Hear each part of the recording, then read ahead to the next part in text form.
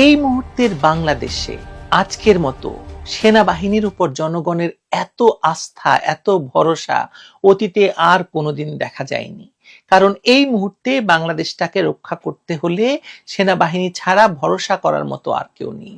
Canvasser ইউনূসের আমেরিকায় পলাতক থাকা অবস্থা থেকে ফিরিয়ে আনা খুনি রজার রহমান বা ওরফে খলিলুর রহমান বাংলাদেশকে যেভাবে আন্তর্জাতিক খেলার ঘুঁটি বানিয়ে ফেলেছে, তাতে একমাত্র সেনাবাহিনী তথা সেনাপ্রধানই পারেন বাংলাদেশকে এই বিপদের খেলা থেকে বা বিপজ্জনক খেলা থেকে রক্ষা করতে। বিগত ৪-৫ দিন ধরে ক্যানভাসার ইউনূস ও তার নিরাপত্তা উপদেষ্টা রজার রহমান ওরফে খলিলুর রহমান মিলে সেনাবাহিনী তথা সেনাপ্রধানের উপর বিপুল চাপ প্রয়োগ করেছেন মিয়ানমারকে করিডোর প্রদানে রাজি করানোর জন্য। এমনও কথা চাউর করা হয়েছে যে রজার রহমানের নির্দেশে ডক্টর ইউনূস নাকি এমন একটি নির্দেশনাও সই করেছেন যেখানে সেনা প্রধানকে সরিয়ে দেওয়ার জন্য প্রজ্ঞাপন হিসাবে প্রেসিডেন্টের কাছেও নাকি পাঠানো হয়েছিল।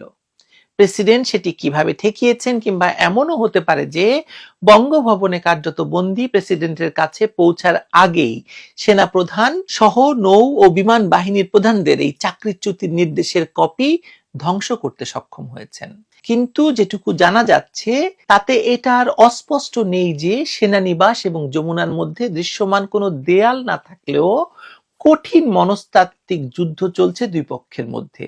বিশেষ করে সেনাপ্রধানের প্রত্যক্ষ মদত ও সমর্থনে মোহাম্মদ ইউনূসের সরকার জুলাই মাসে প্রতিষ্ঠিত হয়েছিল বা আগস্ট মাসে প্রতিষ্ঠিত হয়েছিল। ইউনূস কলকাঠি নেড়েছিলেন তার জাতিসংঘকে দিয়ে, আর জাতিসংঘ সেনাবাহিনীকে শেখ হাসিনার পক্ষে জুলাই সন্ত্রাসীদের বিরুদ্ধে মাঠে না নামতে বাধ্য করেছিল শান্তি রক্ষা মিশনে ডলারের আয় বন্ধের হুমকি দিয়ে। কিন্তু এখন তো পরিস্থিতি ভিন্ন। বাংলাদেশকে জাতিসংঘ, ইউনূস ও তার বিদেশি ফান্ডাররা মিলে একটি ভয়ঙ্কর যুদ্ধ পরিস্থিতিতে ঢুকিয়ে ফেলতে চাইছে। এই যুদ্ধ তো আর কাউকে নয়, বাংলাদেশের সেনাবাহিনীকেই করতে হবে।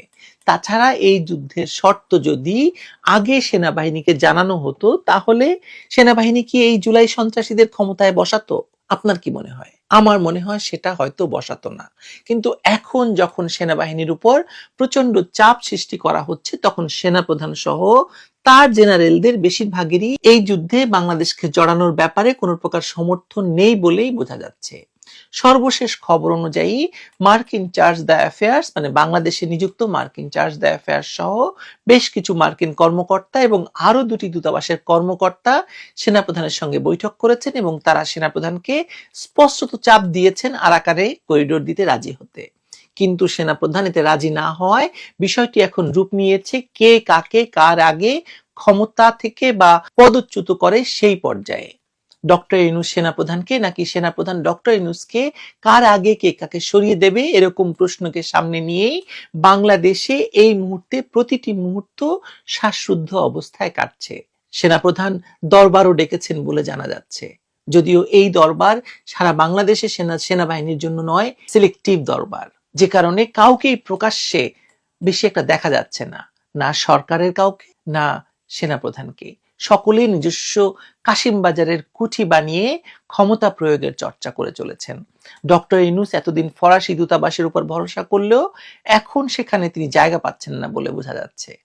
তার ভরসা হয়তো এখন হবে পাকিস্তান দূতাবাস, সেখান থেকেই তিনি এই চাপ মোকাবেলা করা সহ চেষ্টা চালাবেন। আর সেনাপ্রধান এখনো তার নিজস্ব কার্যালয় এবং বাসা থেকেই কাজ করছেন। সেনানিবাসের আশেপাশে ইতিমধ্যেই সভা সমাবেশ নিষিদ্ধ করা হয়েছে, আপনারা সেটি জানেন।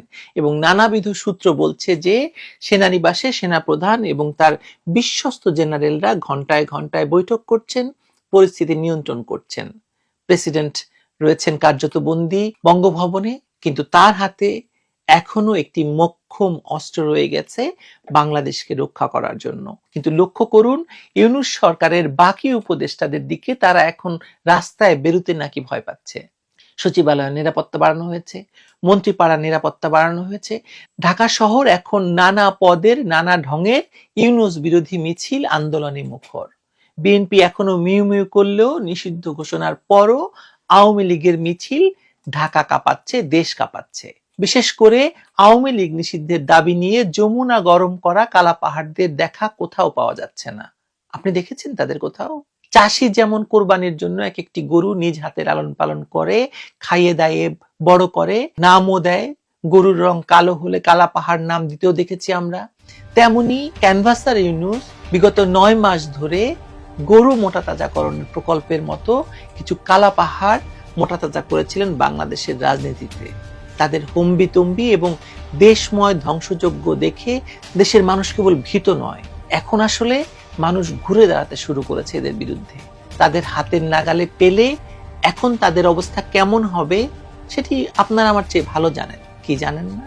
আমি তো এই পরিস্থিতি দেখতে পাচ্ছি, আরো দেখতে পাচ্ছি যে এই পরিস্থিতিতে বাংলাদেশকে রক্ষা করতে হলে ক্যানভাসার ইউনূস কিংবা তার আমেরিকা থেকে ভাড়া করে আনা রজার রহমানরা নয়, বরং সারা দেশের মানুষ তাকিয়ে আছে সেনাবাহিনীর দিকে।